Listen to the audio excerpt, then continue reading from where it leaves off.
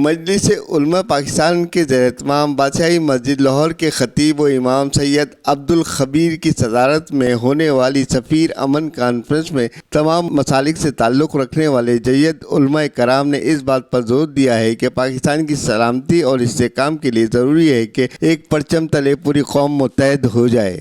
Karachi press club میں منعقدہ سفیر امن کانفرنس سے خطاب کرتے ہوئے بادشاہی مسجد لاہور کے خطیب و امام سید عبدالخبیر نے کہا ہے کہ عید الاضحیٰ محرم الحرام ربیع الاول کی آمد ہے، اس لیے ہمیں کورونا کے حوالے سے SOPs پر مکمل طور پر عمل پیرا ہونا ہوگا۔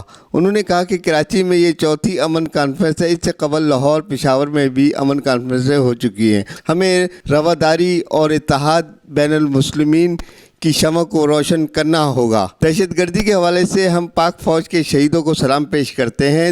دشمن طاقتیں ہمیں اس انتظار میں رہتی ہیں کہ اندرونی خلفشار ہو۔ کانفرنس میں ڈائریکٹر جنرل مذہبی امور سید مشاہد حسین قاری اللہ داد علی نقوی، شہنشاہ حسین نقوی، مولانا عبدالمالک بروہی، مفتی منیر احمد طارق، مولانا خالد محمود ندیم اور دیگر علماء کرام بھی موجود تھے۔